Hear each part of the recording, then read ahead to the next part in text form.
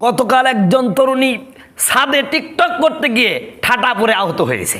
TikTok video বানাতে বৃষ্টির মধ্যে ছাদে উঠেছিলেন তরুণী। ক্যামেরায় দৃশ্য ধারণ চলছিল। আকস্মিক বজ্রপাত, মুহূর্তেই লুটিয়ে পড়েন তিনি। দৃশ্যটি ধরা পড়ে টিকটকের জন্য ধারণ করা সে ভিডিওতেই। ড্যান্স কেবল মারতেছে, মাজা ঘোরাইছে, এমতো অবস্থায় সাথে সাথে ঠাটা পড়ছে। এখন হাসপাতালের বেডে কাতরাচ্ছে। সবচেয়ে অবাক লাগলো, যেই মহিলা টিকটক করতেছিল তিনিও একটি হাসপাতালের কর্মকর্তা। একজন ডাক্তার হয়ে যদি এইরকম অমনোযোগী হয়, এইরকম টিকটকার পাগল হয়, তো এর কাছে রোগী গেলে কি হবে অবস্থা আল্লাহই জানে।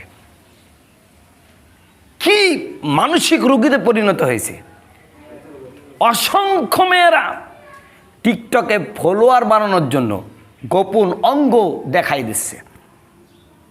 শরীরের এমন কোনো জায়গা নাই সেই জায়গাগুলো দেখাচ্ছে না। আর এমন এমন স্পর্শকাতর কথাগুলো বলে, যেগুলো যদি এই মেয়েগুলোর বাবা মা শুনে, আমার মনে হয় সাথে সাথে গলায় দড়ি দিয়ে মরে যাবে।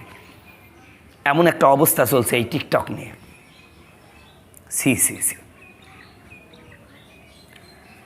আশ্চর্যের বিষয়, যেই মহিলাটি টিকটক করা অবস্থায় বজ্রপাতে আহত হয়েছে, এখন এই অবস্থায় যদি মারা যায়, অথবা ওই অবস্থায় যদি মারা যায়, তো সাথে সাথে যদি মারা যায়, তো ও তো কিয়ামতের ময়দানে ওইরকম ড্যান্স করতে করতে উঠতো, অবস্থা কি হতো। এজন্য আমার ভাইয়েরা, আমার যুবতী বন্ধুদেরকে বলি, তরুণ তরুণী ভাই বোনেরা, এমন কিছু করেন না, গুনাহ করেন না। এই অবস্থায় যদি মৃত্যু হয়ে যায়, কিয়ামতের ময়দানে এই অবস্থায় উঠতে হবে। বোনেরে, খবরদার খবরদার গুনার কাছে যায় না। কারণ মৃত্যু বলা যায় না কখন এসে যাবে, কি অবস্থায় এসে যাবে। আমার আপনার প্রাণ বায়ুটা যদি উড়ে যায়, আর আমি ওই মুহূর্তে গুনাহ করতে থাকি, বেঈমান হয়ে কবরে যাওয়া লাগতে পারে। আহারে, আজ যে বোনটি ড্যান্স করতেছিল, এমন অবস্থায় বাজ পড়ে ঠাটা পড়ে আহত হয়ে গেল। গোটা বাংলাদেশে সমালোচনা হচ্ছে, এর চেয়ে বড় শাস্তি আর কি হতে পারে। এটা তো দুনিয়ার শাস্তি, আর পরকালের শাস্তি তো আছে আল্লাহর কাছে। এজন্য তওবা করো। যেই সমস্ত বোনেরা টিকটক আসক্ত হয়েছ, যেই সমস্ত তরুণ ভাইয়েরা, তরুণ তরুণেরা টিকটকে আসক্ত হয়েছ, ছেড়ে দাও, ছেড়ে দাও। যদি টিকটক করতে হয়, এমন টিকটক করো যেগুলোর দ্বারা মানুষের ফায়দা হবে, তোমারও ফায়দা হবে। তুমি মারা গেলে মানুষ দোয়া করবে তোমার এই ভালো কাজগুলো দেখে।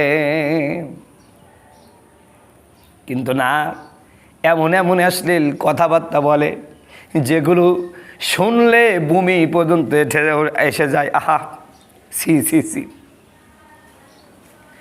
এমন এমন ধাঁধা ধরে, যেগুলো শুনলে মাঠের রাখাল পাগালরাও লজ্জাবোধ করে। অথচ বর্তমান শিক্ষিত ছেলে মেয়েরা এটা কিছুই মনে করে না। ওরা বর্তমান মেয়েদের স্তনের নাম দিয়েছে পম। এরপরে কেউ কাউকে প্রেম করলে, আগে তো গোলাপ ফুল অথবা বিভিন্ন ফুলমূল, এখন নিজেদের বিরাট ওই ফিতাগুলো কেটে হাতের সাথে ব্রেসলেট পরে দিচ্ছে। মেয়েদের গোপন পোশাকের বিরা প্রকাশ্যে একটা যেই ছেলের সাথে বিয়ে হয় নাই, শুধুমাত্র বন্ধু জাসপেন, তার হাতে যে বিরা কেটে ওই দিয়ে ব্রেসলেট বানাই দিতে পারে, তার সঙ্গী হবে না, এর কোনো মানে নাই।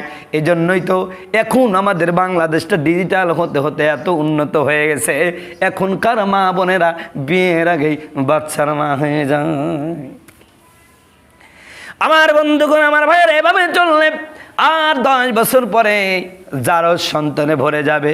আর গোটা বাংলাদেশটা জারজ সন্তানে যখন ভরে যাবে, এই দেশে ভালো মানুষের আর সামান্য কদর থাকবে না।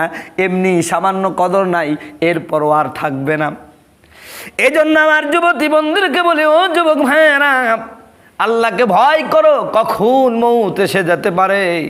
ওই যে বোনটি নাচতেছিল, বাজখা পড়লো, আহত হয়ে গেল। ওই অবস্থায় কত মানুষ তো বাজখা পড়ে একেবারে মরে যায়। তাহলে কি হতো বলেন, কি হতো বলেন? অনেকে লাল পানি খান, অনেকে জেনা করেন, ওখানে অনেকেই পরের মেয়ে নিয়ে, গার্লফ্রেন্ড নিয়ে ফ্ল্যাটে রাত্রি যাপন করেন। ও আমার বোন, আমার ভাই, এভাবে অবৈধভাবে আপনি রাত্রি যাপন করেছেন। আজরাইল যদি ওই মুহূর্তে চলে আসে, জেনা করতে করতে আপনি মারা গেলেন। আল্লাহ রসুল বলেছেন কয়েকটা গুনার সময় মানুষের ঈমান থাকে না, তার মধ্যে অন্যতম হলো মানুষ যখন জেনা করে মানুষের ঈমান তখন থাকে না, বেঈমান হয়ে কবরে যেতে হবে। এই জন্য সাবধান আমার বোনেরা, আমার ভাইয়েরা, এখনও তওবা করুন, আল্লাহর কাছে তওবা করে ফিরে আসুন। আল্লাহ রাব্বুল আলামিন সমস্ত গুনাহ থেকে মাফ করে দিবে।